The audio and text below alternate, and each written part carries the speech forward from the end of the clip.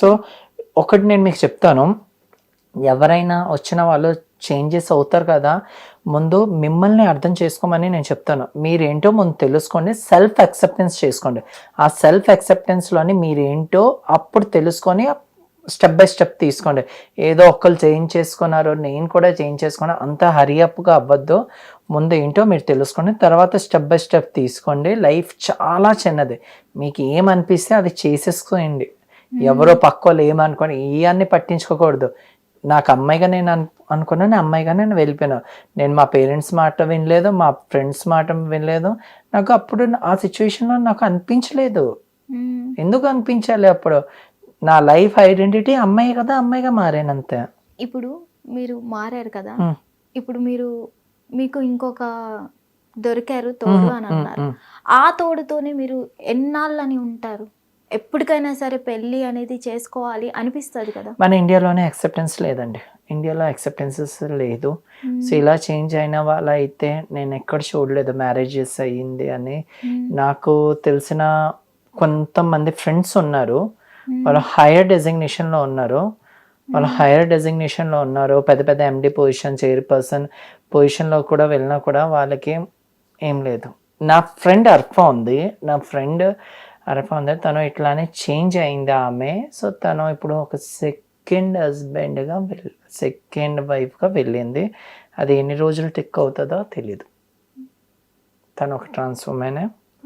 So తను అది ఎక్కడ ఉంటుందో అని చెప్పను. సో తన ప్రైవసీ, తను ఒక లీగల్గానే యాజ్ అ ఫిమేల్గా పాస్ అవుతుంది. తను కూడా ఒక మల్టీనేషనల్ కంపెనీలో వర్క్ చేస్తుంది. ఇప్పుడు మీరు విమెన్గా ఉన్నారు కాబట్టి ఏమైనా అబ్బాయిల మీద ఫీలింగ్స్ ఎప్పుడైనా వచ్చాయా? నాకు రాలేదండి. నాకు ఏంటో, నాకు చిన్నప్పటి నుంచి అబ్బాయిల మీద అస్సలు ఫీలింగ్ ఉండేది కాదు. చిన్నప్పటి నుంచి వేరు, ఇప్పుడు మీరు విమెన్ అయ్యారు కదా. ఉమెన్ అయినా కూడా ఇప్పుడు ఒక అబ్బాయి వచ్చి కాంప్లిమెంట్ చేస్తే అదే నేను చాలా హ్యాపీగా ఫీల్ అవుతాను. ఓకే సర్లే, ఇప్పుడు నేను అంత చేంజ్ అయ్యాను కూడా, ఇప్పుడు నన్ను అబ్బాయిలు చూస్తున్నా, అదొక హ్యాపీనెస్ ఉంటుంది. కానీ వాళ్ళతో నేను లవ్ చేయాలి అని నాకు భయం ఉంటుంది. ఎందుకు? ఇప్పుడు నేను కొంతమందికి నేను చూసాను లవ్ స్టోరీ, అబ్బాయిలతోని ప్రేమగా పడి సో వాళ్ళు ఇట్లానే చేంజ్ అయ్యి వాళ్ళ మధ్యలో వదిలేసడం చాలా మంది చేశారు. ఎందుకు నాకు అలాంటి లవ్ చేసుకొని ఏదో నేను కూడా ఏడ్చుకొని ఉండిపోతే అది ఎందుకు? అప్పటి నుంచి నాకు ఇంట్రెస్టే లేదు.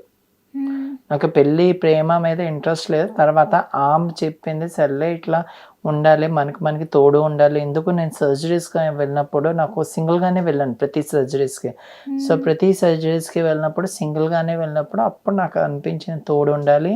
సో ఇక్కడికి వచ్చే ముందు కూడా ఇంకొక న్యూస్ ఉంది, ఇండియా వైజ్ పీపుల్ ఆఫ్ ఇండియాలోనే నా స్టోరీ పబ్లిష్ అవుతుంది. సో పీపుల్ ఆఫ్ ఇండియాలోనే స్టోరీ పబ్లిష్ అవుతుంది. వాళ్ళు నన్ను అడిగారు మీ టైమింగ్స్ ఎప్పుడు, నాకు ఒకసారి టైమింగ్స్ చెప్తారా? వాళ్ళు నాకు కూడా సేమ్ తీసుకున్నారు, ఫొటోస్ తీసుకున్నారు, అన్నీ తీసుకున్నారు. ఏంటి ఇట్లా, ఏంటి ప్రొసీజర్ ఏంటి? పీపుల్ ఆఫ్ ఇండియా ఇన్స్టాగ్రామ్లోనే నా స్టోరీ షేర్ అవుతుంది. సో దాంతోపాటు నాకు ఎవరైనా క్యూర్స్ ఉంటాయి కదా, క్యూర్ గ్రూప్స్లోని కూడా నా స్టోరీ ఆల్రెడీ పబ్లిష్ అయింది. సో దీనికైనా ఇప్పుడు ఈ ఇంటర్వ్యూ నాకు ఎందుకు మెయిన్ ఇంపార్టెన్స్, ఈ తెలుగు లాంగ్వేజెస్ ఎందుకు, నా మదర్ టంగ్ తెలుగు. సో దాన్ని బట్టి మా పేరెంట్స్ ఎవరైనా చూస్తే వాళ్ళు కూడా ఒక యూజ్ అర్థం చేసుకుంటారు, మా రిలేటివ్స్. దాన్ని బట్టి నేను వచ్చాను అంతే తప్ప నా కోసం అయితే కదా, వాళ్ళకి ఒక అండర్స్టాండ్ అయితే బాగుంటుంది. నేను మా పేరెంట్స్కి, మా రిలేటివ్స్కి కాల్ చేసినప్పుడు మా కాల్ లిఫ్ట్ చేసుకోరు, కట్ చేసేస్తారు. ఈ వీడియో వల్ల వాళ్ళకి తెలిస్తే అదొక చిన్న ఆశ అంతే. ఇప్పుడు మీకు అమ్మాయి మీదే ఫీలింగ్స్ వస్తాయి కదా, సో మీరు అబ్బాయి అయినా అలాంటప్పుడు మీరు అబ్బాయి అయితే ఏంటి, అమ్మాయి అయితే ఏంటి? అదే చెప్పాను, అబ్బాయిగానే ఉండిపోవాల్సింది కదా. అప్పుడైనా సరే ఒక అమ్మాయిని ఇచ్చి మ్యారేజ్ చేస్తారు కదా. మీకు చెప్పాను కదా. సో దానికంటారు gender identity, sexual orientation. So 2 ఉంటాయి. సో జెండర్ ఐడెంటిటీ అంటే ఇప్పుడు నాది ఫీమేల్. సో నేను ఫీమేల్ అనుకున్నాను. సో నేను మేల్గా ఉన్నప్పుడు నాకు అదే ఐడెంటిటీ సెట్ కాలేదు నాకు బాడీలోనే. సో నాకు ఆపోజిట్ సెక్స్ లోనే బాగా ఇంట్రెస్ట్ ఉండేది, యాజ్ అ ఫీమేల్ కావాలి. దానికి అంటారు జెండర్ ఐడెంటిటీస్ అంటారు. సెక్షువల్ ఓరియంటేషన్స్ అంటే మనకి హోమోసెక్షువల్ ఉంటుంది, హెట్రోసెక్షువల్ ఉంటుంది. హోమోసెక్షువల్, హెట్రోసెక్షువల్ అండ్ పాన్సెక్షువల్స్ ఉంటుంది. సో దానికి హోమోసెక్షువల్ అంటే ఏంటి? Same sex marriages. So same sex marriages. So heterosexual అంటే ఒక బాయ్ ఒక గర్ల్ చేసాం. పాన్సెక్షువల్ అంటే ఎవరైనా అబ్బాయి అంటే అమ్మాయి అంటే వాళ్ళు చేసుకోవచ్చు. కానీ నాకు హోమోసెక్షువలే కదా, నేను అబ్బాయిగా ఉన్నప్పుడు కూడా ఐఎమ్ హోమోసెక్షువల్, దానికంటే సెక్షువల్ ఓరియంటేషన్. మీరు అబ్బాయి ఉండి కూడా ఒక అమ్మాయిని కోరుకోవచ్చు కదా. ఎలా అప్పుడైనా సరే కోరుకోగలుగుతాను? మీకు ఒక అమ్మాయి ఎలా దక్కుతుంది కోరుకోగలుగుతాను కదా చెప్పండి? ఇప్పుడు అబ్బాయి ఉన్నప్పుడు. ఎలా కోరుకోగలుగుతాను? అప్పుడు నేను అబ్బాయిగా ఉన్నప్పుడు సో నాది హోమోసెక్షువలే కదా, నేను ఎప్పుడూ అమ్మాయి అనుకున్నాను కదా, నా సెల్ఫ్ డిక్లరేషన్ నేను అమ్మాయి అనుకున్నాను కదా, ముందు నుంచి నాకు అమ్మాయి మీదే ఉండేది కదా, హోమోసెక్షువల్ కదా నేను ముందు నుంచి, మ్మ్. హోమోసెక్షువల్ కదా. ఇప్పుడు నేను జెండర్ చేంజ్ చేసుకుని అమ్మాయిగా మారాను, సో ముందు నుంచి అమ్మాయి అయ్యానా, అమ్మాయి మీద ఉంది నాకు అంతే. అమ్మాయిలు వెళ్తే లాయల్టీగా ఉంటారు. ఇప్పుడు మీరు అన్నారు కదా, నాకు మ్యారేజ్ అయినా మ్యారేజ్ అవ్వకపోయినా కూడా నాకు ఏం పడదు, నాకు జాబ్ ఉంది, జాబ్ చేసుకొని నేను బతికేసి. ఈ కాలంలోని నాకు తెలిసిన 30% ఉమెన్స్ అందరూ సింగిల్గానే ఉన్నారు. కానీ తోడు అంటూ లైఫ్ లో ఉండాలి కదా. తోడైతే లైఫ్లో ఉంటుంది కదా, ఎక్కడో దగ్గర ఈజీగా మనకు పరిచయం అవుతారు కదా. మ్మ్. నా లైఫ్లోని ఆమె పరిచయం అవుతుంది అని నేను ఎప్పుడూ అనుకోలేదు, పరిచయం అయింది కదా ఆమె.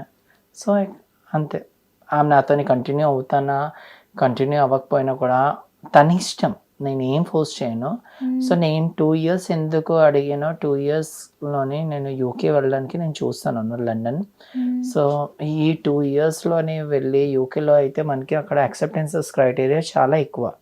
నాకు తెలిసిన లెస్బియన్స్ కపుల్ ఉన్నారు, రాధిక పెరమల్ గారు. సో తను విఐపికి CEO, okay. Chairman and CEO. ఆమె ఒక ఫారినర్ అమ్మాయికి చేసుకుంది, ఒక ఇండియన్ అమ్మాయి ఫారెన్లో వెళ్ళి యూకేలో సెటిల్ అయ్యి అంత హైయర్ డెసిగ్నేషన్లో ఉండి తను లెస్బియన్ అని ఒప్పుకుంటే వై ఐ కాంట్? మ్మ్. నేను తప్పేముంది, అది గాడ్ మనకి అట్లా పుట్టించారంటే దానికి ఇంకేంటి అది. ఇప్పుడు టిమ్ కుక్ ఉన్నారు, యాపిల్ కంపెనీ CEO, తను కూడా గేయే కదా. ఓకే. సో జనాలకి అవగాహన లేదు.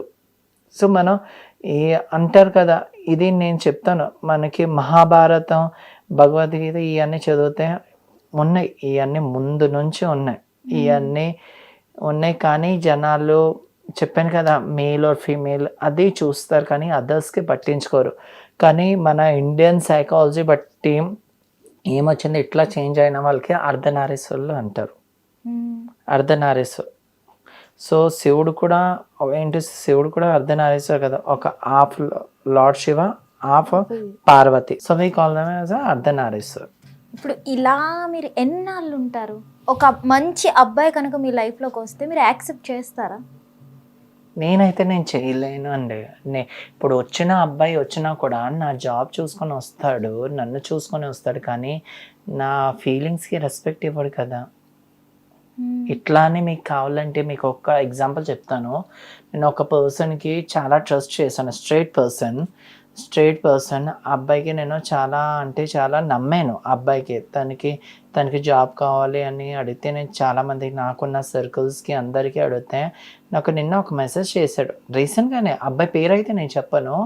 నాకు ఐ లవ్ యూ అంకిత, నేను నిన్ను పెళ్లి చేసుకోవాలి ఉంది. అట్లా అంటే నాకు ఆ ఫీలింగ్సే లేవు. తనకి ముందే చెప్పాను ఐఎమ్ లెస్బియన్ అని. నాకు ఆ ఫీలింగ్స్ లేకొని తను ఎలా ప్రపోజ్ చేసేయగలుగుతాడని నాకు అర్థం కాలేదు. అప్పుడు నాకు అర్థమైంది, మా ఫ్రెండ్ ఏం చెప్పింది, వస్తే అందరూ వచ్చి నీ జాబ్ చూసుకొని నిన్ను చూసుకొని ఎవరు రారు, నీ జాబ్ చూసుకొని వస్తాడు, అది జస్ట్ నిన్ను యూజ్ అండ్ త్రో అంతే తప్ప అవసరమా ఈ అన్ని పెళ్ళిళ్ళు ఇవన్నీ.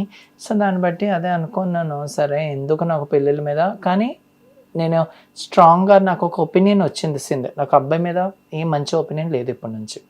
ఓకే.